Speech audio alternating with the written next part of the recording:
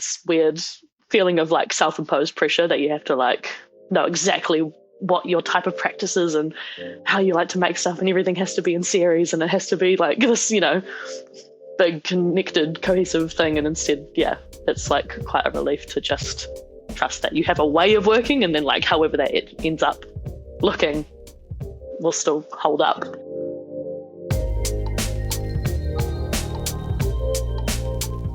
I'm joined by Madison Kelly, who is a multidisciplinary artist based in Te Waipounamu. She graduated from the Dunedin School of Arts in 2017 with a Bachelor of Visual Art and Drawing with first-class honours, so you know she's the real deal. Grounded in Kai Tahutaka, their O Te Poti-based practice explores field research, mark making and percussion as sensory interfaces for the learning and sharing of multi-species whakapapa. She now joins us now on The Big Idea. Kia ora e hoa. Glad to have you on the show. How are you? Thank you so much for having me. When you have your kōrero with people and you're telling them what you do for a living, what's the response you say to them? How do you define yourself as an artist? I suppose I work a lot of different roles, but they're all very connected. And to me, they're all just ways of communicating. So for me, I say, I'm an artist, but I also work, in the forest, and I also work in sound and music, and all those things kind of feed back and forth to each other. And depending on who I'm talking to, they'll either latch onto one or the other, but they all end up leading back to the same route, which is just like getting really hyped about kaitahu whakapapa, taiao, science, mātauraka, sensory learning, body knowledge, all that stuff, super, super connected. Yeah. Did you always want to get into this field when you were younger? Was there a moment you can remember where you thought, man, te ao Māori, the world, the space around me, that's what I want to get into? Or you just sort of slowly got into it? I mean, I've always been really interested in te taiao. I thought when I was a kid that my only job would be to illustrate books about endangered species, and then I would just donate all the money to different conservation funds. And my nana was like, well, you won't make any money if you do that.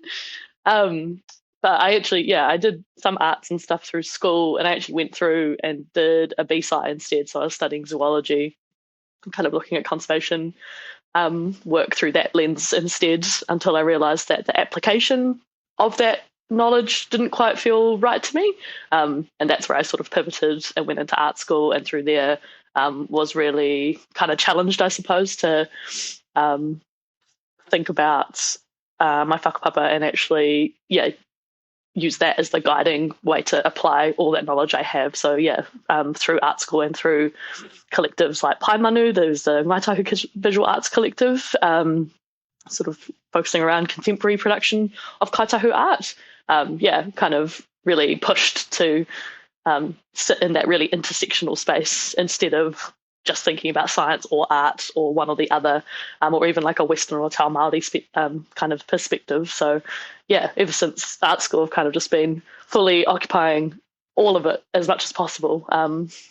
But it sort of makes total sense to me now. Like, it was quite a weird, winding pathway, but all my family are just like, duh, like, of course. Can you talk a little bit about that journey where you are still trying to suss out what you want? And would it be right to say that your whakapapa and your tikanga guided you to where you wanted to go? Because when you're young, I guess you got so many options. You're still trying to figure out who you want to be as an artist. But for you, how did you find and explore and start to narrow down, this is my calling as an artist. This is where I want to go. How did you manage to do that? I think I've been really lucky to be living in one of the places that my whānau whakapapa to directly, which is Te Taiwa Araituuru, so the east coast of Otago, and to have that really close connection to our whenua, and also just have the support of the likes of my family directly here, but also our hapu, so Katihui Rapa ki Puke Te Raki. They are really good at uplifting the arts as a language and as a skill set in a way that can be really nourishing if your reo's not super strong, or you feel like, oh man, like I gotta go into wānanga Aotearoa, like I've got to start learning more stuff, because you have that family kind of knowledge, but especially at least in a kaitahu context, a lot of it can be quite like spread out and quite disconnected in lots of ways. But yeah, I've been really lucky to kind of live really enmeshed in it. And over time, like probably in the last like 6 or 7 years, being able to be exposed to lots of amazing kaumatua and kaiarahi who really understand the kind of bodily knowledge that we have and like that genetic knowledge that we have, and kind of leading me into using that in my art because those are the things that make the most sense to me. Like I'm really big into field research and kind of staying in situ and working outside and recording knowledge in lots of different ways, through sound and through drawing. And those have always been really validated by my whānau and my peers around me in the arts community here, as like completely valid reo in their own right, almost like a puoro kind of thinking, like those really like, yeah, sensory embodied things that we can experience and then share with other people. So yeah, I've been super lucky to be validated in that as a pathway, and then also be supported to continue learning more and more sort of like traditional toi or stuff in the traditional Te Māori field alongside that. But yeah, that's only been in the last like 5 or 6 years. So kind of to me, that's what I consider the scope of my art practice so far is that timeline, because that's where I sort of managed to figure out like that process of making sound or making instruments or making things that people could be participating in, as like a thing that I could do really well and something that I could like offer to the hapori that I'm a part of. I kind of just want to make stuff that other people can participate with, that other people can also access in a way that feels a little less intimidating or a little bit more known, like, yeah, without that fear of feeling out of touch. When you speak of validation, it's a lovely thing to have when you're creating art and your whānau are like really into it, your iwi are jumping on board. But were there times along your journey when you maybe didn't get that validation or things weren't going quite right for you and you were maybe double guessing what you were doing? Like, did you experience some of those moments along your journey, and how did you deal with them if you did experience some of that? Yeah, I mean, when I first got into art school, I kind of was really only working through a scientific lens because that's kind of where I'd been for the last like 4 years, was tertiary education in the science field.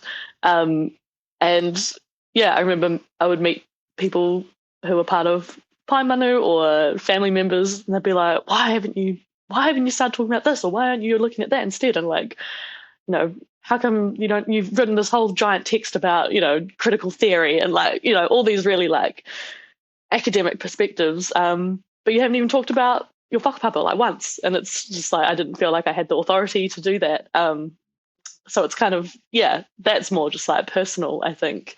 And the good thing about working on your whenua is that people don't really give you any time for that type of insecurity in a good way. They'll just be like, who cares? Like, you're here. Why are you not working? Like, why aren't you coming to this hui? Why aren't you doing this? And like, they don't question anything because like they see your skills and your like the type of way that you work as being like already good to go.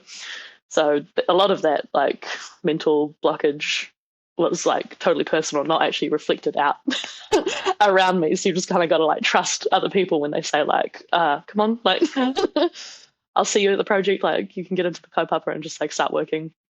And yeah, that also means that you can just learn a lot as well because you kind of get thrown into the deep end because there's a lot of trust there. But that was sort of the weirdest period, I suppose. Like one, trying to understand what my practice was. Took a while to kind of figure out how I like to work in terms of object and drawing and surface. Because at first I was doing big paintings and things. And then also, yeah, just figuring out how I could make work that felt like it was still serving something. I don't really like making work just for myself. So I wanted to feel like I knew how to serve my community. And then it turns out all that worry was just on me. Everyone else was just like, you're already doing it. All good. When you're an artist, for you, how important is to have that purpose when creating I guess, is it a struggle sometimes to make sure you're making things financially viable? But for you, what's your purpose? Mm, What's your why that keeps you doing what you're doing, regardless of what's happening on the outside world? yeah. Come back to that purpose and that groundedness you have. But what is it for you? Mm, What is your why that makes you do what you do? mm. I find, and my litmus for this has gotten better over the years. Like the way that I kind of know if a kaupapa feels right to do or a project is right to undertake. Um, I just kind of trust my why is like, is it really exciting to me? And would I be really stoked to get to kōrero about it with somebody else? And if it's a yes, then I just make the work instead of having that kōrero. I just go, okay, cool. Now I have a reason to make a work that will get to do that for me, even if I'm not there, even if someone else is there, even if it's an entirely different city or whatever. I just find, yeah, there's like intersections of our stories and our species, our wildlife, and our place that I think, oh my gosh, like I can't wait to just dive into that and get to share it. So yeah, my why is like the capacity, I suppose, to get to share something. And then it continues on from there because then I just get really excited about finding the best way to do it. You know, it's like, oh my gosh, now I get to like solve a problem because some of these things are really complex on purpose. Like they're not, they are nuanced. Like all that whakapapa relational stuff is really nuanced. So it's like really exciting to then try and find a really good vessel or a really cool space to then get to elevate it and share it in a way that's really exciting for other people. So that's my whole thing is like, is this concept or this pūrako really awesome? Yes. Can I share it somehow? Yes. Okay. How do I do that? And then however long that takes, that's the thing that keeps me going more than anything. So in a way, do you flip it? You come from would it be cool? Is it exciting first and foremost in Mm. that project before thinking about anything else? Is that changed over the years? Have you always been like that, or is that your litmus test? You said it's changed over the years. Have you developed that on how to choose projects?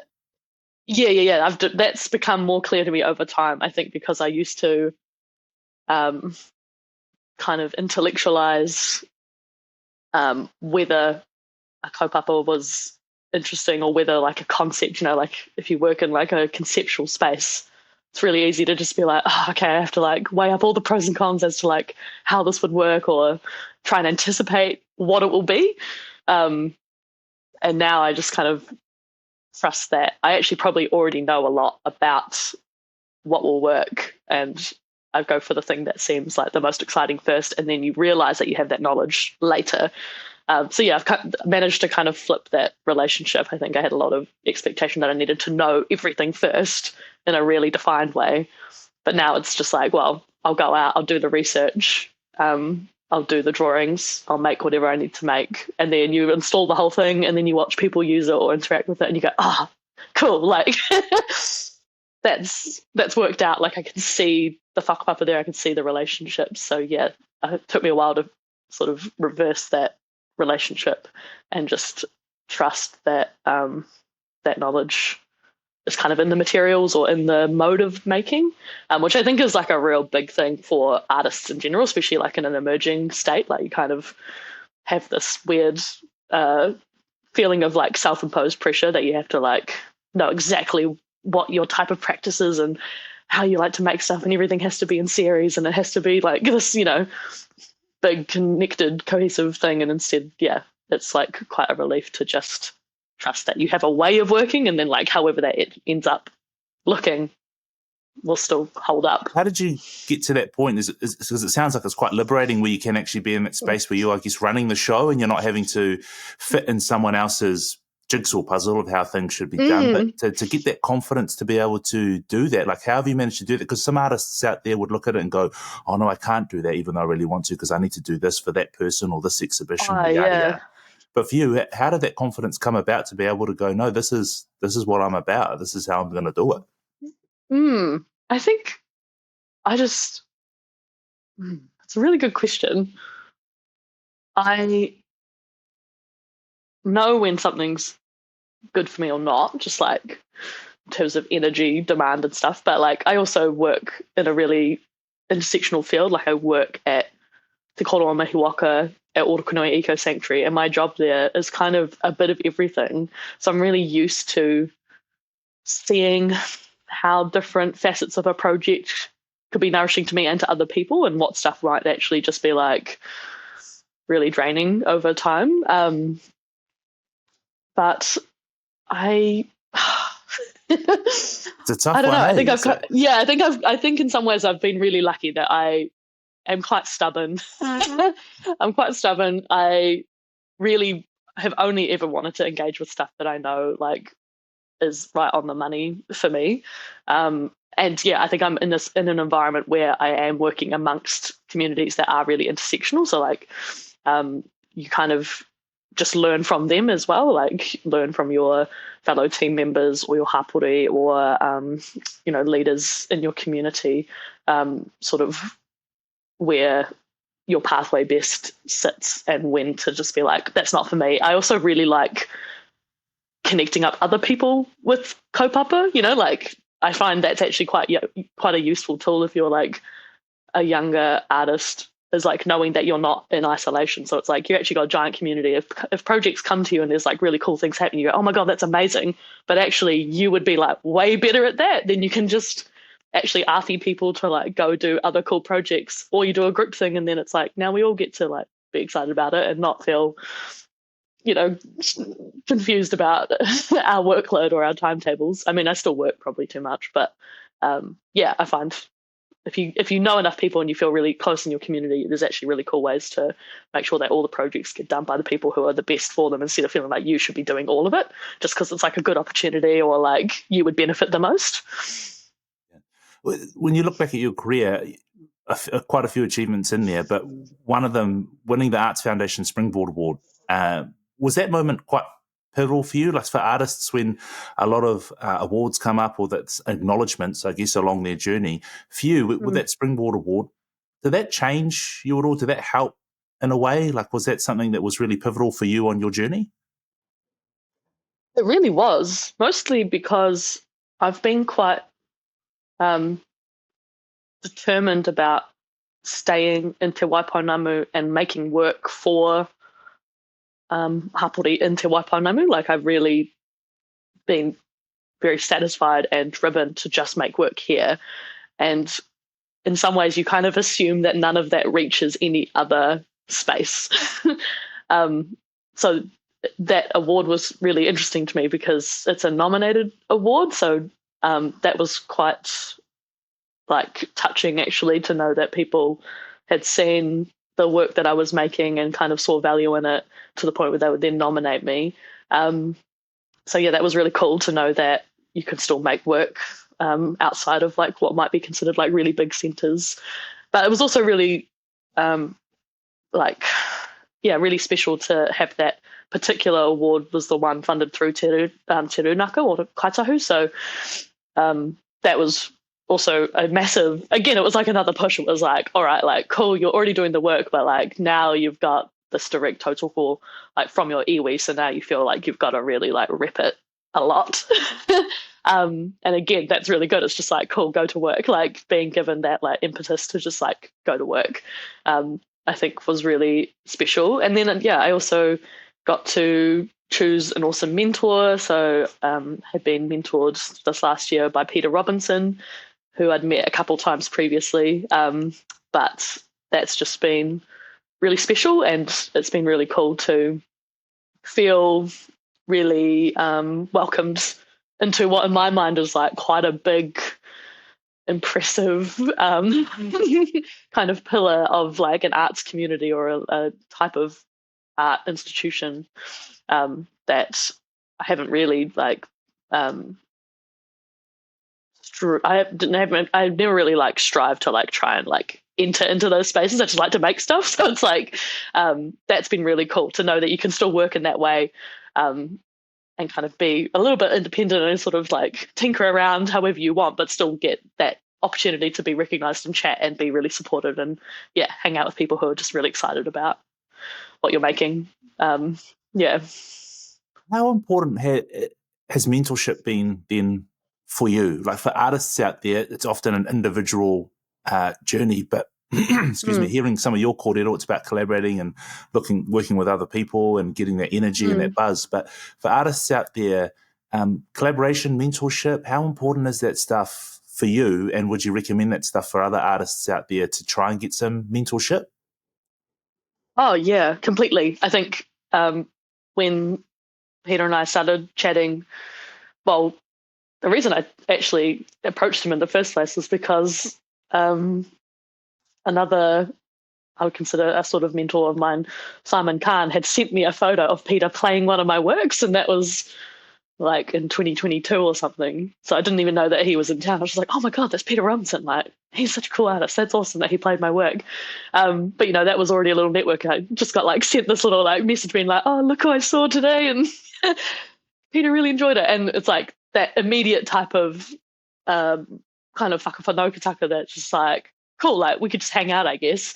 But I think, yeah, when we first started talking properly, I was quite intimidated because I thought, oh, I should probably come to Peter with like certain questions, or I should like really study like his practice and be like, oh, how can I pick out like some sort of kōrero from him? But actually, the most rewarding things were like, he would just like come to my shows and I would go to his shows and we would actually just hang out as peers.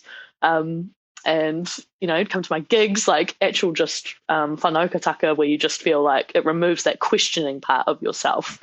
And I think that's the best thing that you can get from sort of kind of tainer relationships or mentoree, mentee Yeah. relationships, is actually just trying to break down this idea of like hierarchy in the arts. Like I think like most artists that I really like and admire and look up to are actually like kind of working the same as me. Like they're just like real stoked and just like very hyped and ready to get stuck in. And that's why they can achieve these like really ambitious works that seem really crazy on the outside. But then, yeah, having that relationship kind of more equalized is super rewarding. And you actually just miss a lot of like that soundboarding kind of process if you don't have a really strong arts community. Like Ōtepoti is quite interesting.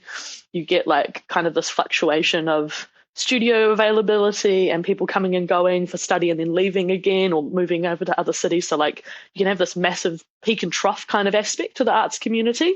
And it might be that you don't really have people that can just like come to your studio and talk and look at stuff and be really clear and direct with you if you're outside of an art school environment.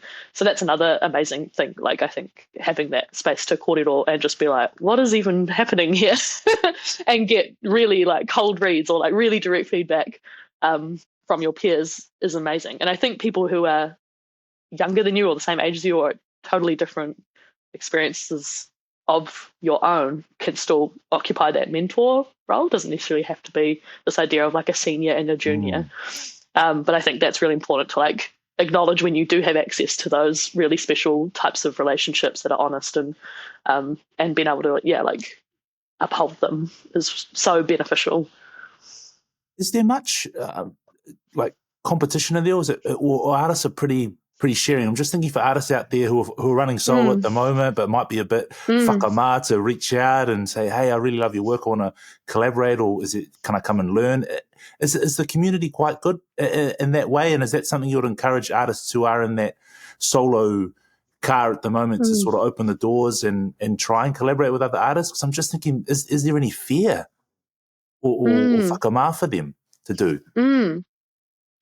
I mean, I imagine there must be. I used to not go to any openings or anything. I thought they were like the scariest thing ever. And half the time I didn't really want to talk to people. I just wanted to look at art. So I was like, well, I'll just go on my own at a different time. And then, yeah, eventually you can find people who have the same taste as you. I think it's the same as like going to gigs and things. Like you might be like, I love that band, but I don't want to go on my own. I want to see them. And then it's like, it's just because you don't know anyone else who's into that music. And then when you find them, you go to everything because it's like you want to talk with them about it. You want to hear their experiences about it. Like you want to feed off other people's reflections about those things. And I think art communities are kind of the same. Like I think part of it can be a little bit luck, having the people that are kindred to you like at the same time. I think in the South as well, like for Māori arts communities, that's quite a strong one. Like when you do find other Māori makers and artists and curators in your town, it could be a very small town or city, that becomes something that you really latch onto. And like, a lot of my friends in that space, are really good at immediately being like, oh, so and so's just moved to Dunedin, like let's immediately invite them to this thing, because like you never want them to think that they're the only one there, especially if you're in a space where like a lot of the Māori are like really white. It's like, I don't know, am I the only Māori person here? I have no idea. So Walk yeah, just around being like, like, kia ora, kia ora. yeah. You like look for the pounamu. It's like, Yeah. Look for the old reverse nod. yeah. But I think, yeah, like being really generous with your invites, and also knowing that if you do just show up to stuff like little openings, you'll probably get a lot out of it, especially if they're like smaller community run things. Like I wouldn't necessarily tell everybody to start jumping into like giant gallery openings and stuff, because those are really crazy and strange. But there's so many like artist run initiatives and artist run projects and like little gallery shows that people do at their houses and things, where it's like those are the things that will be really rewarding, is just getting in there and making stuff together, or just going to see and support other people's projects. If you go and support stuff that you think is really cool, you're obviously going to meet people that think the same as you, because they're the ones that made it. Hard out, hard out. Yeah. I want to rip the Band-Aid off a little bit here and turn the clock back go on. as well. And I want to, looking back at your journey to where you are now, I want you to identify, or can you remember a moment where you thought, nah, I'm out. Like, I don't want to do this anymore. It was too hard. Because artists come across that fork in the road where they're thinking, oh, I don't know if I want to do this anymore. I don't know if this is for me. Can you remember a time looking back where you were like, nah, I think this is ka kite, man. I think I'm out. Yeah, I mean, like I said, I studied before I went to art school. So I'd already been in tertiary education for a while, and then technically did what they call like advanced placement at the Dunedin School of Art. So I did an honours degree, but in like a couple years instead. So when I left, I kind of knew that I wanted to make art, but I didn't feel like I actually knew what I was making. Like I would sort of just research and make stuff and be like, I guess technically I made that, but I didn't really see myself in it as much. So I had a good couple of years of sort of just making things just cause. And then, things can get really hard. Like, we had a studio space where we got like a couple weeks notice to leave, had to pack up everything. And I just thought, I don't even know if I like any of this stuff. And I have to now stay up until like 2 a.m, packing it all up and seeing where I'm going to take it. I was like, what's the point? I think that idea, and then working all the time, I've never been. What was going through your mind when you were told, like, you got to pack this up? Are you just, is that like a slap in the face thinking you're crap? Yeah. Like someone's telling you you're not worth it? Yeah, that was really rough. It was, I'll mihi to that space. It was an amazing space. It was called Nun Gallery, and it was partially residential, partially studio-based, but there was all sorts of artists there and also lots of bands that practiced there. It was a real, like, polka of sort of the underground kind of noise and quote-unquote, like, Dunedin Gothic kind of scene. Real iconic venue and space. And, I'd only been there for a year and a bit, and then had to leave. But it wasn't, for me, that was quite shocking, because I kind of didn't realize that access to space and access to dedicated zones for art making was actually so hard. Like, I was really lucky. I'd kind of gotten to that space as soon as I'd left art school and gone, oh yeah, cool, like you get a studio, you just start making stuff, like all good. And then all of a sudden it's like, oh, slap in the face, like actually it's pretty hard to get support to find buildings that aren't going to get like bought up and then converted immediately. But it was even worse for other people that were there who had been there for like a decade making stuff. And a lot of people actually just like ended up leaving Ōtepoti, like they just had that was an impetus, I guess, for them to start doing other things as well. So I've seen that a couple times actually. The studio that I'm in currently, we had a massive group of artists that all left around the pandemic, like right before lockdown, and that's for the same reason. We got not a definite notice, but a threat that they were going to convert the building. So in that case, people had already been scared a couple times already. So they're like, well, I'm not going to wait to see if we end up getting kicked out. I'm just going to pack up and go.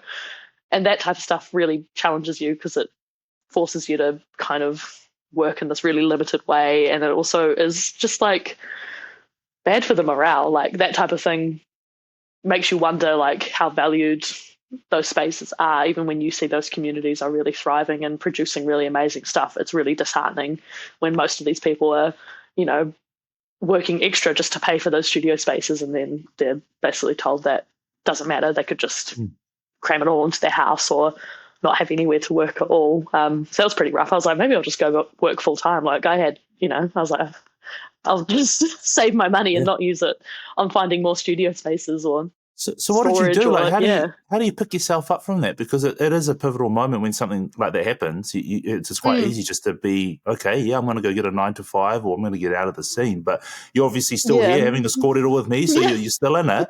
What made you pick yourself up and get back on the horse? I just started. I kind of moved away from studio practice. Like I still have a studio now, but I don't spend that much time in it making things. I use studio more as like a space to collate and to like settle knowledge and drawings and things. And yeah, after that, I sort of actually just started going out in my spare time and not really thinking about it in a practice way. Like I wasn't like, I'm doing this for my art practice, because I wasn't sure at that point. But I did just start driving places and just drawing instead. I was like, I'm just going to do field drawings. Like I'm literally just going to carry notebooks around and just draw, because that was kind of my only form of like, drawing's always been like a really important regulatory thing for me, almost like in a whole order way, like the ability to sit and watch and observe and record stuff. I've done that ever since I was a kid. Like everywhere I went when I was a kid was like I'd have my little book to draw in case things were just like too much, I would go sit and draw. So I kind of just leaned on that. It was like, at least I can still do that. And I can do that in a personal, private way that isn't actually about making bigger things. And I did that for a while. And luckily enough, that actually sort of informed like quite a shift in my practice. Like I realized, there's actually a lot of merit to that way of working, like in situ or like out in the tile. So in my situation, that actually was really helpful. Like it helped me realize what the foundation of my kind of research practice was, which was just, being out there and having kōrero and learning and recording. Whereas previously I'd sort of been like, I'll go to the studio every single day and I'll sit in there and I'll do this and And I think that's why I was starting to get like, what am I making? Like, because it was so excluded from what I was actually interested in. So kind of a blessing. Yeah, love it. Love silver lining. What the best advice you've ever been given over your years in the field? Is there one that sticks with you to this day that it's like, that's gold? The thing that's with me at the moment, and actually no, it's like definitely a through line, but I have heard lots of people repeat this kind of kōrero, but specifically my friend Rua McCullum, who just passed away, so I was at her tangi this weekend, so I'm thinking about her a lot. But she like so strongly held this idea that our knowledge and our whakapapa is just in our bodies, and that's why we know stuff. It's like, it's not just that you see this mountain, a community can see a mountain or whatever and know a name and learn it. It's like the reason they have that name is because they stood on that ground and the ground fed into their bodies and it gave them information, and all those things happen over centuries and centuries of knowledge. So the best advice I've ever had is kind of from that kōrero, which is just like, you don't always know what you know. So the idea of trusting that you can use yourself, when you're making stuff physically, like that idea that knowledge in your body that you can then put out into objects for other people is the kōrero, and it is the knowledge. And if you're lucky, you might meet other people who go, oh yeah, totally, that's this and this and this and this, and then you get to learn again about that thing. But just like, literally knowing that you already know lots of stuff that you've absorbed through your community and through your whakapapa and through your whenua, like all of that is just kind of stored inside of you. And I think, that's the cool thing about the visual arts or arts practice, is that you get to make stuff that can hold it way beyond yourself. The idea of getting to make taoka that can then offer that to other people. But yeah, Audio, it's I already love it. in there. Oh, yeah, it's Yeah, mean. super Um, super good. yeah, yeah. Lastly, we finish off these interviews by asking some quick fire questions. So just the first answer that comes to your head. Got a Yep. few here, so just we'll rip into it. First question: Yep. what are the different ways have you gotten revenue, like make a living? I do contract work for Okaha. I do forest guiding. I write cultural narrative stuff. I play music. I teach. I sell work sometimes, and then otherwise I just go in for grants and funding and hoping to get offered cool things that make sense to me. Love it. Multiple Yeah, revenue streams. I love it. What planning do yeah. you do and what helps you stay on track? Are you a digital person on the lappy or are you like pen and paper or a bit mix of both? I'm like, yeah, big notebook person. I always have like 2 or 3 notebooks in all my bags. I've got drawing materials with me at all times. So yeah, big like note and collecting. I like to keep everything like crammed up next to each other. So all of my like field drawings are like right next to like my to-do lists and then right next to like interview answers that I've had with people, so I like to see everything all at once, which you can imagine that my studio probably looks really chaotic, but it's like I need everything to sit like intersectioning all the time so that I can kind of understand how it all fits together. And otherwise, just Gmail. I imagine Yeah. your studio is one of those places, the murder mysteries where the detective's looking at the pinball board and it's got all these strings and Yeah. dots attached around. Is that what yours looks like? Yeah. It's like, yeah, it's basically like someone's trying to solve like every puzzle of Otago bush ecology. That's my studio.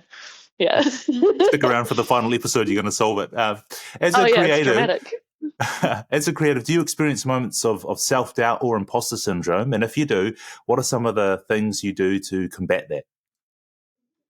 Yeah. Doubt. Yeah. I mean, you always hit points where you're like, where is this going? Yeah, that's always an interesting one. But I just keep making stuff, then eventually things will clarify. Otherwise, yeah, imposter syndrome. Um, I don't know if I have my own solution for that. It's always from other people. It's just other people going like, "Well, don't worry about it. Like that's old news." And you just have to pretend that it's not a problem. Yeah, So yeah, if you have imposter syndrome, you just got to like imposter over the top of it that you're actually really legit and it's fine. yeah, yeah. That's so Yeah, true. Eh? How have you yeah. juggled your pursuit to create and be an artist and do the things you love, and also be financially viable at the same time? Yeah, I have lucked out a bit in that regard. Like I have a regular job that is at the sanctuary that um, I work 2 to 3 days a week. So I consider that's like my continuous income. So it's like no matter what's happening, contract payment can be like very sporadic, big stretches of time where you're doing like lots of work all at once and then big gaps. I have worked really hard to like always make sure I have at least one job that I'm doing all the time. And I'm really lucky that because I'm in that space, I get to work in the field that I'm already interested in. Even if I'm not directly doing art, I still do design stuff for the sanctuary. I help with cultural narrative stuff. I get to guide in the forest like every single day. I get to whakamana our narratives from Kati Huirapa. So like all of those things are constantly feeding back into my other work. So I have the regular income part of that, but then also like it's not detached from, I consider it like still continuous. Like I would almost say that's like part of my practice still. But yeah, that's still a 9 to 5 job. So yeah, Correct it. I like it. yeah. What advice would you give to an artist just starting out on their creative journey? So I guess it's that moment where they're Mm, excited, the world's their oyster, they're looking out into this big mm. field. So they're at the start. You're sort of well on your way. What advice would you give to that person just starting out? With recording, like it's quite a vague answer, but the idea of like listening and absorbing stuff from your community or your elders, and just finding a way of recording, and it's not doesn't have to be the perfect way for you, but doing it enough that you can then figure out what your perfect form of keeping a knowledge is, because I think that will help. That will help guide how you want to then share it. Yeah. So whether it's like just talking a lot, I think like corridor is like super undervalued as a thing that artists do. Like getting to chat and listen and um, share through corridor what's going on is so important for artists, and it's another way to sort of be an antidote to that really isolated kind of lifestyle. I don't think arts need to be like this isolated studio lifestyle, but I think, yeah, if you have this kind of drive to be recording something, don't know whatever you're interested in, that will help guide, like, yeah, what you want to record, how you want to record it, how you want to display it. Yeah, those are always the nicest. Yeah. So like notebook, or just when you listen to your elders, just jotting down things that you're taking on, like the experiences you face, the smells you smell, the sights you see, that kind of thing, just a little notebook, jotting it down, recording it? I think so. I think thank you for that. Yeah, I think recording it, like writing, I always want to draw. Like I always think that everybody should draw all the time. I just think it's like the best thing ever. But it could be like sound recording. Like, I've been listening to voice notes from Rua like on my phone like all weekend and just go, oh yeah, like that's right. Gives you the drive. Or it could be, not doing anything while you're experiencing something and then going home and then finding something else to assembling all your little objects that make sense to you. Or I don't know. Yeah, but you're right. Yeah, finding the right channel to hold the information, because that's the stuff that will become like your own little talismans. That corridor that does get shared with you is like such a talker, and yeah, finding the best way for you to access it afterwards going forward. There's notebooks I have from like 5 years ago that I can still open and be like, yeah, sweet. Like I know what I'm doing now because I've seen, that little bit of corridor from like 5 years ago. So those, building an archive for yourself. Yeah. That's me. I like that. Really like that.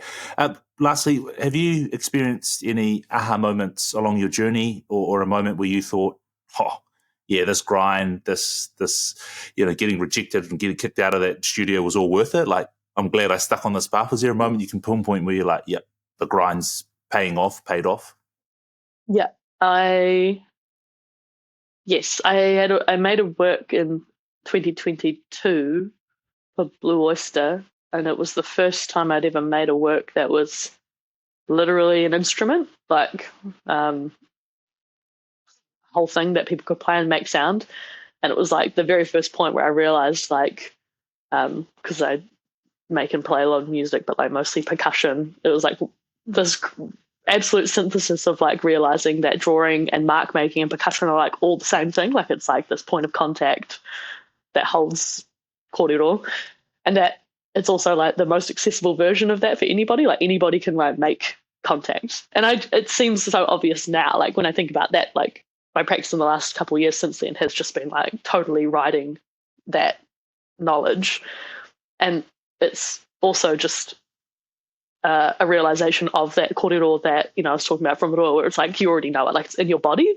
I just hadn't made that connection. But that was after having a residency. So I was really lucky to have time to actually just work uninterrupted. But that was massive. So that was a couple of years ago that I managed to